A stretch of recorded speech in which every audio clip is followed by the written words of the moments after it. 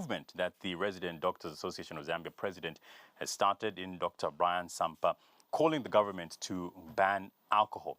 But for now, we discuss with an online taxi hailing service company that is well recognized in Zambia in the last 3 months and has made its footprint on affordability in taxi rides. We find out more about Yango and its operations in Zambia today and the company's mode of operations and why you should be getting a Yango today. Joining me, our guest, the Yango Country Manager, Kabanda Chewe. Good morning and welcome to the Diamond Breakfast. Good morning, Mr. Mwanza. Mr. Mulenga, sorry. Yeah. How are you? Very well, thank you, Mr. Mwanza. Let's get into the first question here, Kabanda, and this is on understanding more about Yango's existence and core values. I know everybody that did hear about it received it with open arms, I guess, because of how affordable it is. But just take us back to the beginning and help us understand more about Yango and its core values. Okay. So Yango is basically an international service for ordering rides online. So the service is available in over 20 countries around the world, 6 of those in Africa. So we first launched on the continent in 2018, starting out in Cote d'Ivoire, and now we're available in Ghana, in Cameroon, in Senegal, in Angola, and in Zambia, right? So our business is really built on building useful tech for the consumer, right? So to be able to do that, we thrive on innovation, on creativity and determination.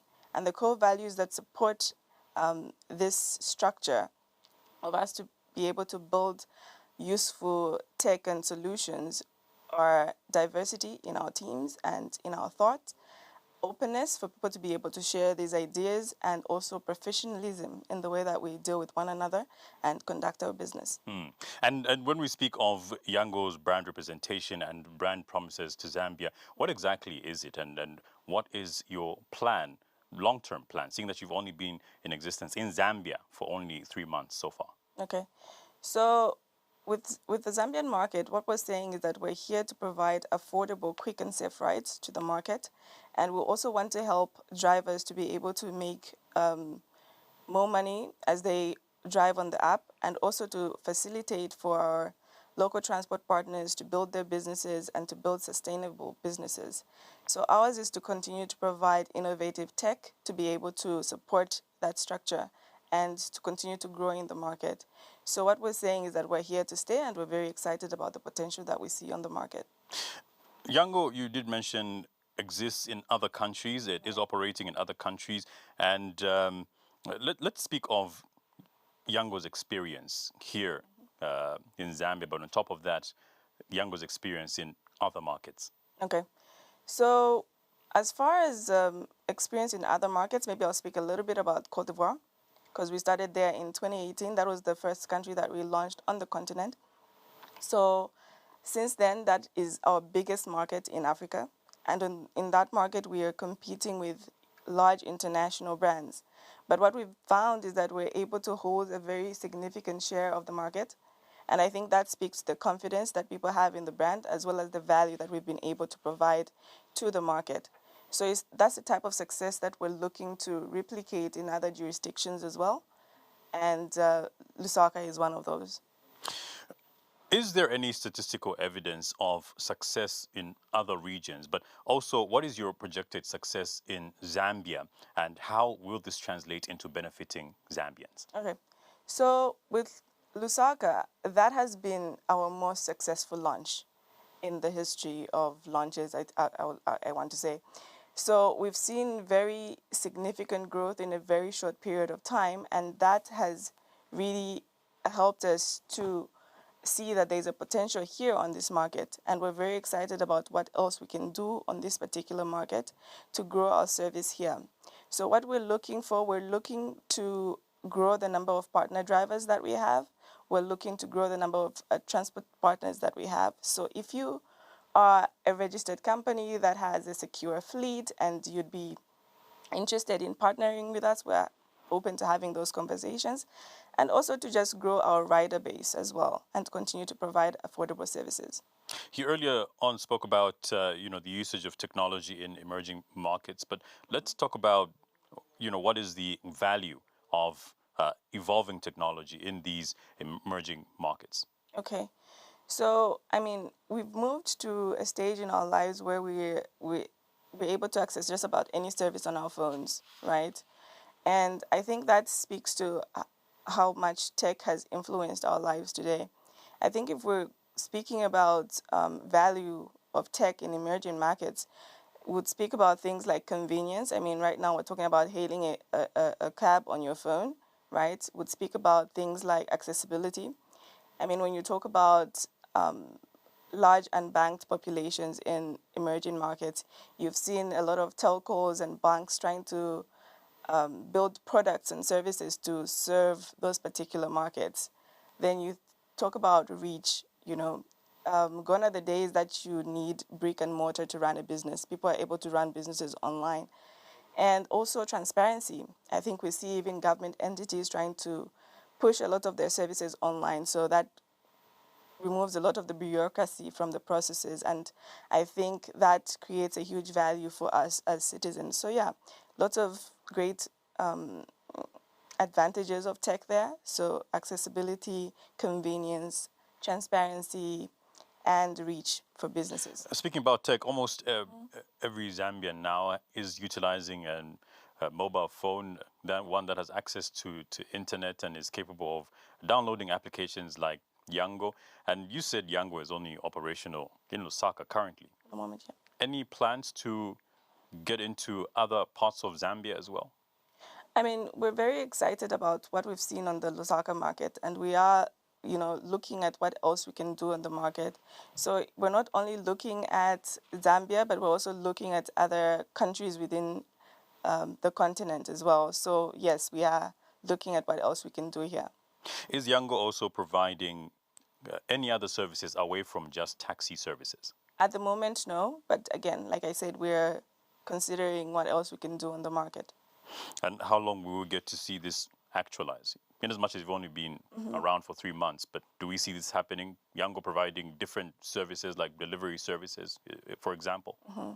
Yes, of course. I think we'll be able to have a position in the next few months on what exactly we're doing on the market and where next we're going.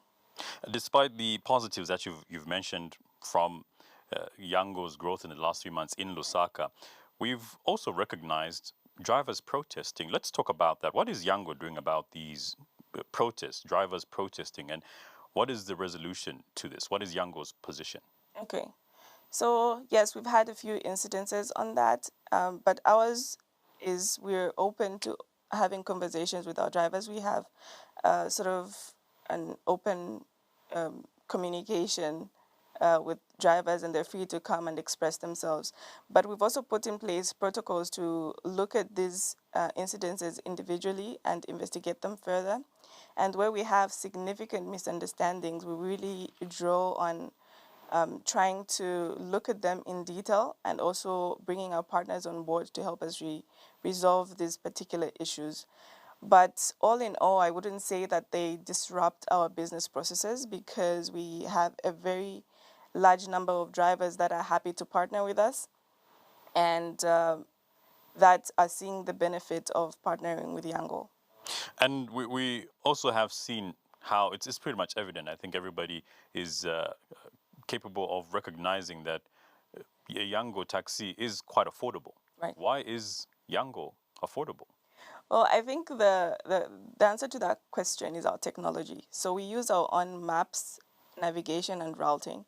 So because of that, we're not having to embed those costs into the final cost of a ride to the consumer because we use our own technologies.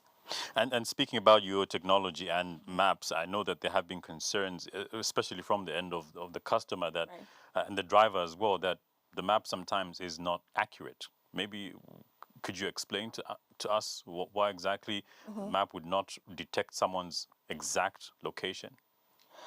Oh, I think there's a couple of things there. Things like mapping, those are things that we're working on. I mean, we've heard that complaint, and typically it would take a couple of months to get everything right. So we are aware of those issues and we're working on fixing them. So it shouldn't be a concern for somebody to not use the app.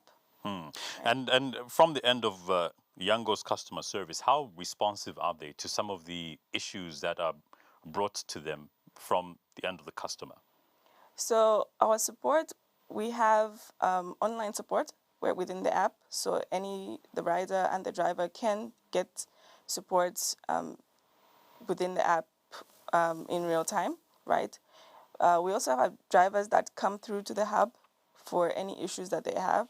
So we do have a very comprehensive system of how we deal with any complaints that we have, and they're very there's more than one avenue where one can get a solution to an issue. Yeah. And can a customer come to your offices? Where exactly is Yango located within Lusaka? We have a hub in Olympia.